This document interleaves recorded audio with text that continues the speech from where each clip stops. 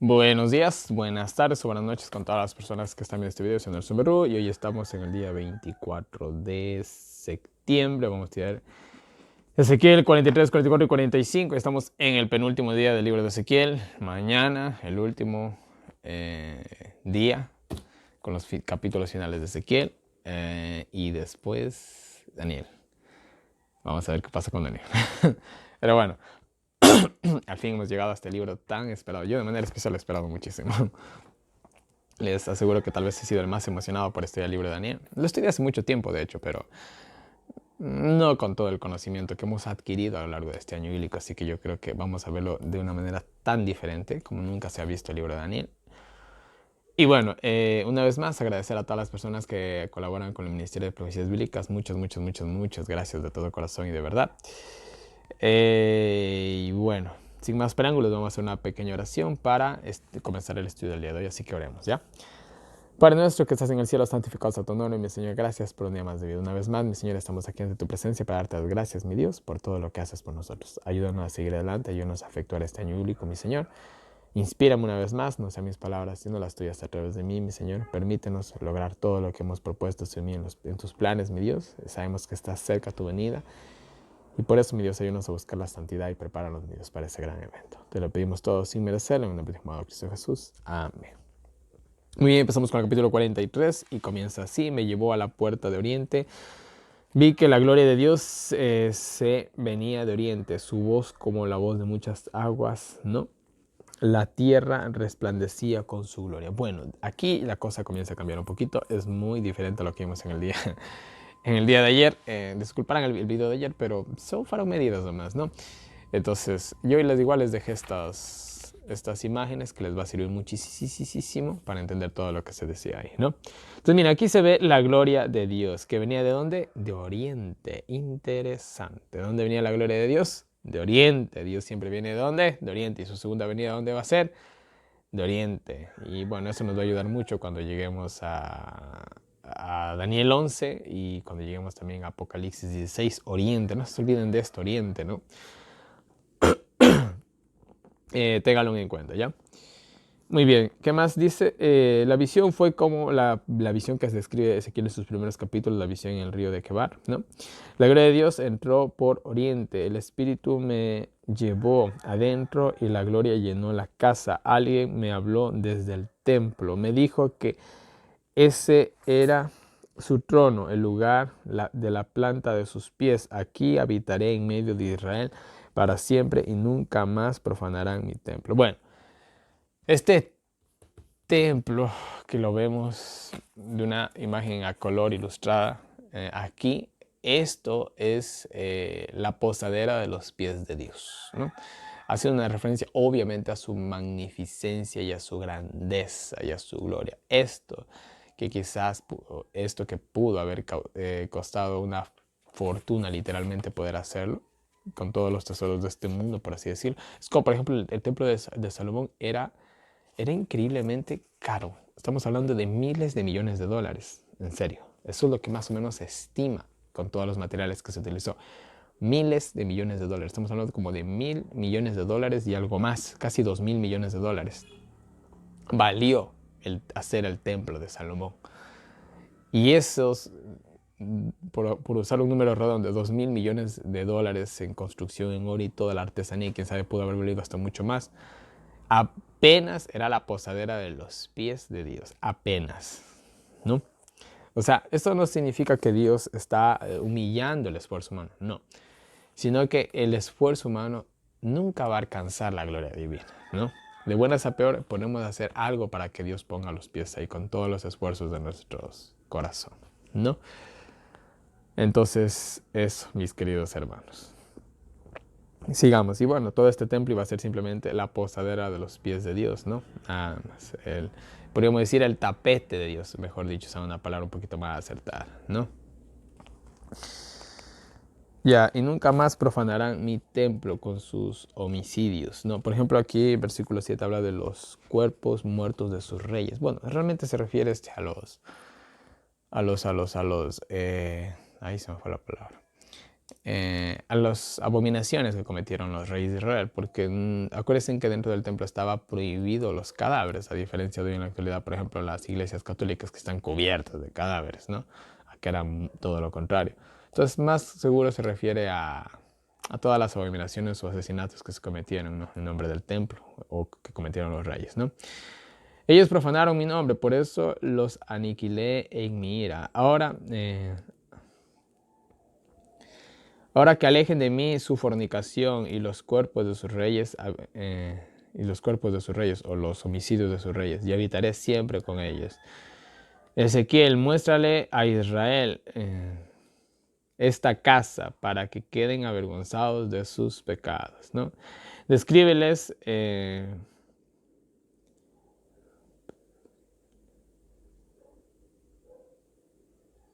Descríbeles exactamente para que guarden mis leyes y mis ceremonias.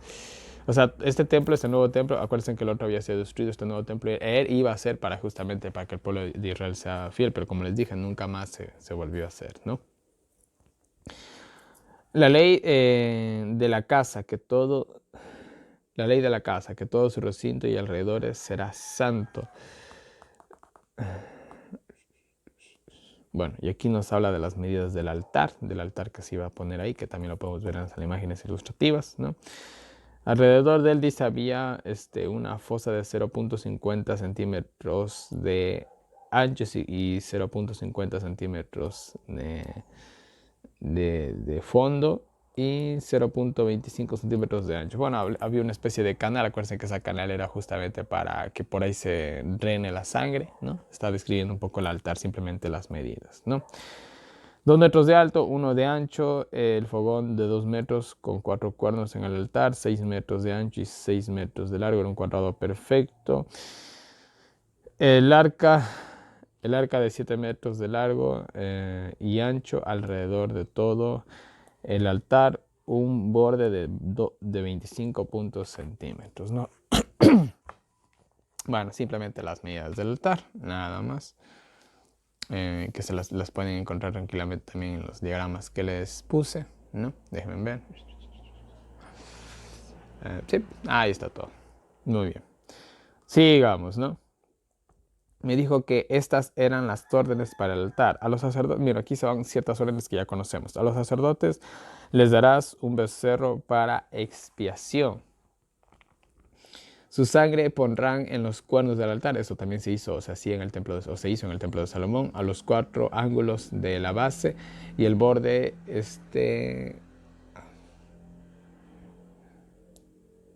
y en el borde. Así lo purificarán o lo dedicarán también. Luego lo quemarás fuera del santuario, el cadáver de este animalito, ¿no? Esto también se hacía. En el segundo día ofrecerás un macho cabrío perfecto y purificarán el altar, ¿no? Al terminar de expiar, ofrecerás un becerro y un carnero. Los sacerdotes lo ofrecerán como holocausto, ¿no? Por 7 días sacrificarán un macho cabrío, un becerro, un carnero, ¿no? Por 7 días.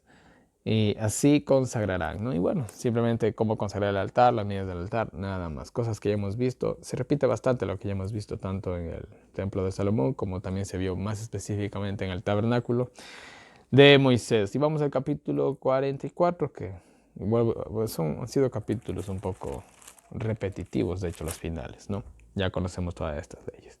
Me hizo volver a la puerta del santuario que miraba hacia el oriente y estaba cerrada. Y me dijo que esta puerta estaría cerrada, pues por ahí pasó Dios, ¿no? Pues justamente, o sea, este decreto se iba a dar porque por ahí había pasado la presencia divina. Entonces esa puerta siempre iba a estar cerrada, ¿no? Más o menos siempre. Me llevó a la puerta del norte y aquí la gloria de Jehová y caí sobre mi rostro. Bueno, el pobre parece que no aguantó la gloria divina. Me dijo, presta atención, abre los ojos, escucha atentamente las leyes concernientes al templo. Fíjate bien en quién puede entrar y salir, ¿no? Dile así, esta casa rebelde, ¿no? esto dice Jehová, o sea, refiriéndose a la casa de Israel. Ya se pasaron de la raya sus abominaciones. Meten paganos en mi casa. Y bueno, versículo 7-8 describe de que realmente los levitas habían... A ver, estos se habían hecho, parece, muy holgazanes. Entonces, ellos ya no querían trabajar. Entonces, tú cuando no quieres trabajar, ¿qué haces? Pues pagas a alguien más. Entonces, los levitas estaban pagando a otros para que hagan su trabajo. Esto es como los revendedores, ¿no? Más o menos así. Entonces, estaba prohibido que entren extranjeros y ellos habían estado contratando extranjeros para que trabajen adentro. Entonces, parece que había mucha holgazanería de parte de ellos, ¿no? Parece que los levitas estaban haciendo una especie de negocio redondo porque ellos recibían su paga y de su paga pagaban a otros. Y ellos se quedaban con cierta porción de la paga sin hacer nada. Entonces, solamente parece que estaban recibiendo un mensual solo por ser levitas. Es como si los pastores no hicieran nada y dejaran todo el trabajo a los miembros de iglesia.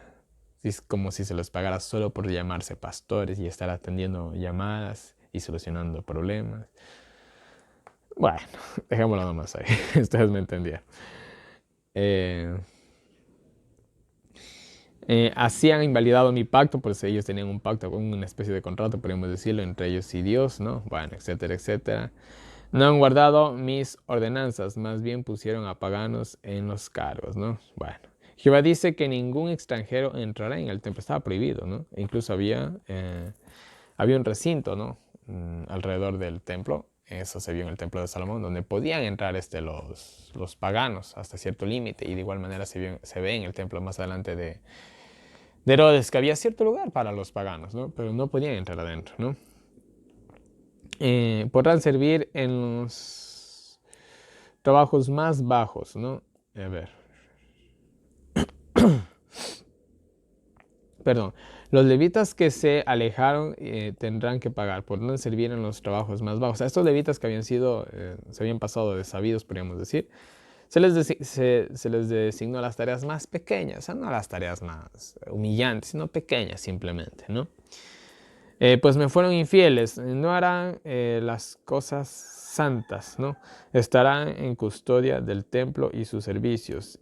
Albañiles, bueno, eran, por así decirlo, perdón, eran como los albañiles del templo, como dicen los mexicanos, un chalán, dicen ellos, ¿no? O sea, es alguien que está ayudando en una construcción a pasar la mezcla, el cemento, las herramientas. Es un chalán o un albañil, como le decimos en mi país. Entonces, ellos quedaron...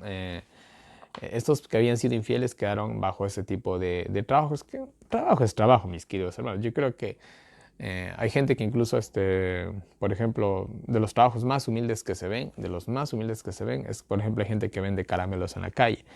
Oye, yo de manera personal, aunque no consumo realmente golosinas, yo cuando veo a alguien así, la verdad que da ganas de apoyarle. Incluso a veces les regalo una moneda, ni siquiera les cojo el producto porque ni siquiera lo voy a comer. Porque da gusto, ¿no? Ver a alguien que a pesar de las duras circunstancias trabaja en algo, ¿no? Entonces, trabajo es trabajo, ¿no? Sea de lo que sea vendiendo caramelos en la calle o simplemente sea desde un puesto de oficina, mis queridos hermanos, trabajo es trabajo, ¿no? Yo creo que es tan honrado el agricultor como el empresario. Para mí es lo mismo. Y, por ejemplo, en mi país quedó muy demostrado que los agricultores son, podríamos decir, que la columna alimenticia de un país. Por ejemplo, en mi país, no, a diferencia de otros países, la agricultura no está administrada por grandes empresas. No, es por gente campesina. Y si esos campesinos les pasa algo, o sea en un sentido de un accidente o algo, o simplemente no quieren trabajar, nosotros pasamos hambre, ¿no? Entonces, para mí y realmente es así, realmente es tan importante el agricultor como el empresario. Es simple, el empresario tal vez moverá el producto, pero el que hace el producto, ¿quién es? Es el agricultor. Entonces, para mí trabajo es trabajo, y no hay trabajo humillante, no hay trabajos, o sea, trabajo es trabajo porque alguien simplemente lo tiene que hacer. Eso es todo, ¿no? Pero ellos, aquí lo que se refiere es que no iban a poder hacer los sacrificios, o sea, eso no se iba a poder hacer esos sacrificios. Entonces, que era un privilegio, ¿no? Quizás eran hasta trabajos más pesados, pero era un privilegio poderlo hacer. Entonces a ellos se les había prohibido hacer eso porque habían sido infieles, ¿no? Eso nada más. Los que me fueron fieles me podrán ofrecer los sacrificios, podrán entrar en el santuario y se acercarán a mi mesa y servicio, perdón, ¿no? Entonces iban a tener ciertos privilegios o mayores responsabilidades, podríamos decirlo mejor, ¿no? Cuando entren al atrio interior, se vestirán de lino, no llevarán lana, perdón, cuando ministren, ¿no? Mitras de lino tendrán sobre sus cabezas, calzoncillos de lino, se pondrán nada que les haga sudar, iba a ser ropa fresca. Yo nunca he utilizado el lino, ni conozco el lino, pero me imagino que es una tela fresca, ¿no? Que no permite sudar mucho, ¿no? Pues igual los sacerdotes estaban pues, por aquí, por allá, por acá. Yo imagino que estar cogiendo un animal, matándolo, alzándolo, poniéndolo, bajándolo al pobre y todo, eso son cosas de fuerza, se hace fuerza. Entonces, incluso, bueno, ahí también tenemos un detalle más, por qué nunca se eligió mujeres. Imagínense si las mujeres hubieran administrado el templo, pobrecitas de ellas, imagínense estar levantando esos animales, despedazándolos. Pobres también de las que hubieran quedado embarazadas o estuvieran en sus días. Entonces, no hubiera sido nada didáctico hacer eso, y de igual manera hubiera sido un trabajo muy pesado para ellas, ¿no? Entonces, aquí tenemos algo más, ¿no? Por qué Dios solamente puso sacerdotes, ¿no? Yo creo que fue siempre por la protección de la fragilidad femenina, ¿no? Y hasta el día de hoy, ¿no? ¿Quiénes hacen los trabajos más pesados en el mundo? A ver, ¿quiénes trabajan en las minas, en las construcciones? ¿Quiénes hacen los trabajos más pesados del mundo? Incluso, por ejemplo, en el ejército se involucran mujeres, pero aún el entrenamiento para ellas es mucho más ligero que para los hombres, que eso para mí parece correcto, ¿no? A un hombre hay que darle lo que se merece, podríamos decirlo, ¿no? Más pesado, más duro. Vuelta una mujer limitada a su condición física, pues bueno, lo que ella puede soportar, ¿no? Pero bueno, simplemente un simple comentario, ¿no? ¿Qué más? ¿Qué más tenemos? Cuando salgan al atrio exterior, o sea, cuando salgan al pueblo, ¿no? Se quitarán sus vestiduras, las dejarán en las cámaras para no santificar al pueblo con sus vestiduras. Bueno, no raparán su cabeza ni dejarán crecer libremente su cabello, ¿no? Se cortarán cuidadosamente el pelo. O sea, miren, esto es interesante. No es que los sacerdotes cogieran y se iban a dejar el pelo crecer, disculpen la expresión, a la maldita sea. No. Se le iban a dejar crecer de manera bonita. Yo no tengo el cabello largo. Lo he tenido un poquito siempre con los rizos. De hecho, al principio del año bíblico se me puede ver con mis rizados cabellos que me encantaban, sinceramente. Pero bueno, por ahí me dijeron que no, que el pelo largo, no importa. Entonces me lo bajé igualmente, no hay problemas. En ese sentido nunca he sido vanidoso. Pero, obviamente, ¿no? Yo, por ejemplo, que tenía mis rizos largos, no era que yo me los cortaba así porque sí. De hecho, siempre que me hacía cortar el cabello, yo era el que me cortaba esta parte porque me la acomodaba como yo quería. Y pues bueno, quedaba más o menos como yo quería. Entonces, miren, aún si ellos se dejaban crecer el pelo, tenía que ser de una manera bonita, cosa que no parezca todo enmarañado y sucio y no, nada que ver, ¿no? Tenían que tener buena presencia, ¿no? No beberán vino,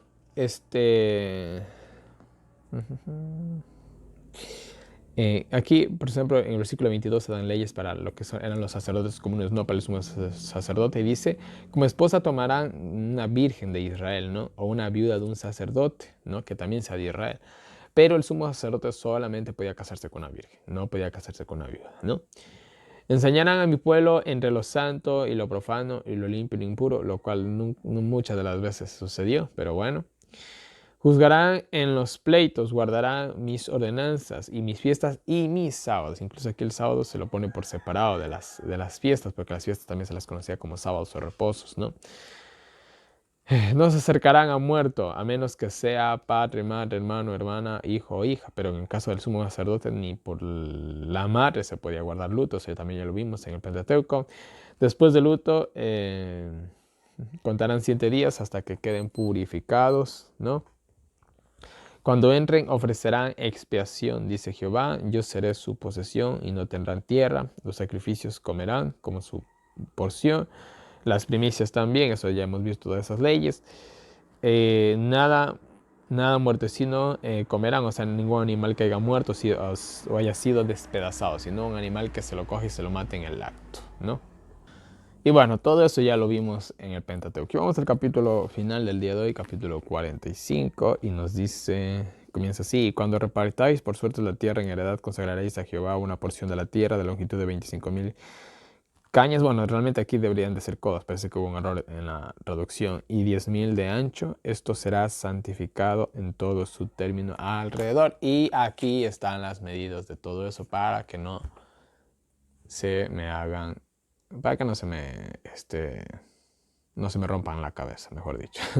Entonces ahí están todas las medidas, ustedes pueden sacarlas, imprimirlas, pegarlas ahí y listo, mis queridos hermanos. Entonces no hay ni por qué. Bueno, aquí nos habla aproximadamente de 11 kilómetros cuadrados, ¿no? Y más o menos todo este fragmento de tierra más o menos se repartió de la siguiente manera: 10,000 metros, 10,000 codos para los levitas, 10,000 para los sacerdotes, 5,000 para las habitaciones de las ciudades y los ejidos, ¿no? Así más o menos fue como se repartió todo esto, que aquí en el pequeño diagrama lo podéis encontrar, ¿no? Entonces échenle un ojo y aquí está todo, ¿no? En fin, ¿qué más? Alrededor dice que se guardarán 25 metros. Apartarás en una parcela de 12,500 metros cuadrados de largo, perdón, de 12,500 metros de largo por 5,000 de ancho. Ahí entrará el santuario. Bueno, eso para el santuario, ¿no? Será esta tierra para los sacerdotes y los levitas. A los levitas se les dará un espacio de 12,000 metros y 5,000 de ancho para que tengan donde vivir. Todo está en el diagrama que les dije. Como territorio para la ciudad se darán 2,50 metros. A ver, estoy mal. Serán 2,500 metros de ancho y 12,500 de largo, y será para Israel, ¿no? O sea, más o menos como se saca todas estas cuentas, ¿no? Bueno, ¿qué más dice? Al principio se le dará junto al santuario y a la ciudad, al príncipe, perdón, se le dará, o al príncipe, al rey, se le dará junto al santuario y a la ciudad, y será en su tamaño y será al tamaño como uno de los terrenos designados a las tribus, ¿no? Esa será la posesión de los príncipes para que no opriman al pueblo. O sea, iban a tener su tierra designada para que no le estén robando, pidiendo, quitando a otra persona, ¿no? Como lo vimos, por ejemplo, con Acat y la parcelita de Nabot, creo que era, si no mal recuerdo, ¿no? Eso ya también lo vimos. Entonces nada de eso, ellos iban a tener su territorio y fin.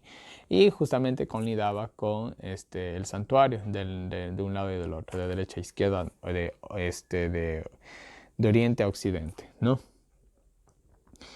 Bueno, aquí nos habla de que tengan balanzas justas y medidas justas. Esto también ya hemos visto en el Pentateuco, ¿no? Las medidas para medir los litros igual, con el peso igual. La ofrenda que ofrecerán sería, a ver qué dice aquí.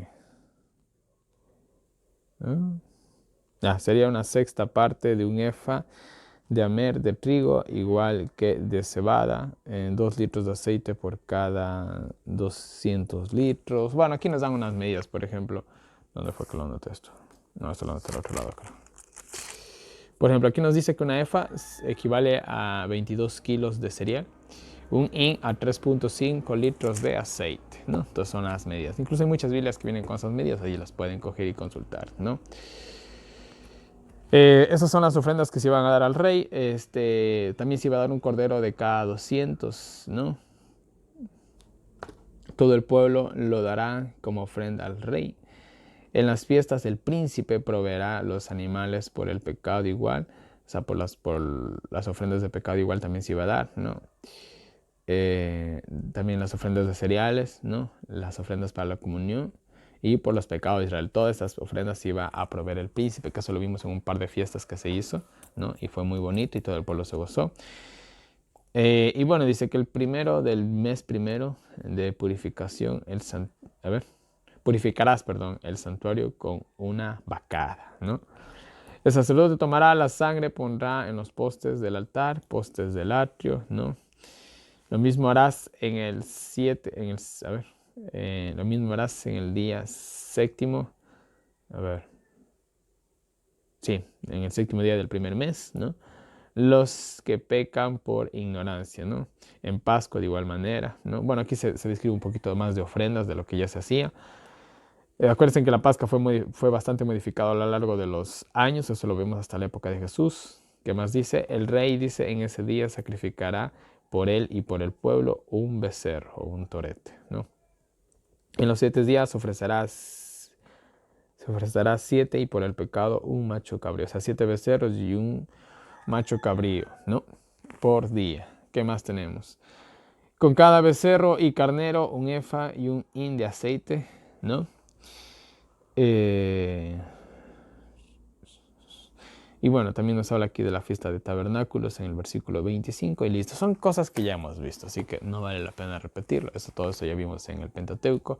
Por ahí se agregaron un par de sacrificios más, nada más. Pero prácticamente el ritual era el mismo, mis queridos hermanos.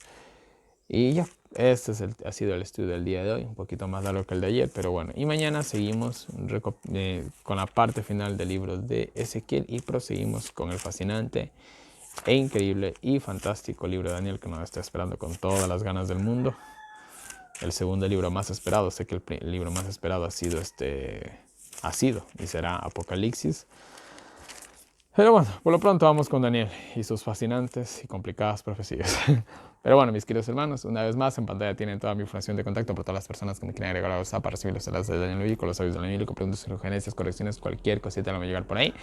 Si quiere pertenecer a un grupo de estudio del año bíblico, de igual manera avíseme. Ahí tienen las diferentes maneras en las que me pueden colaborar para poder seguir en el Ministerio de Profecías Bíblicas. En la descripción de este video también les dejo un enlace para PayPal para las personas que me quieran colaborar por este medio. Pueden irse también a la parte de diagramas y descargarse todas las imágenes que les he dejado para que puedan entender todas estas medidas, el tabernáculo, los límites, etcétera, etcétera, etcétera, etcétera, ¿no? Entonces ahí le pueden echar un ojito, ¿no? Que eso nos va a ayudar bastante, ¿no? Y bueno, mis queridos hermanos, no les canso más, que Dios nos bendiga con nosotros, nos ayude a seguir adelante y nos vemos el día de mañana con un nuevo video.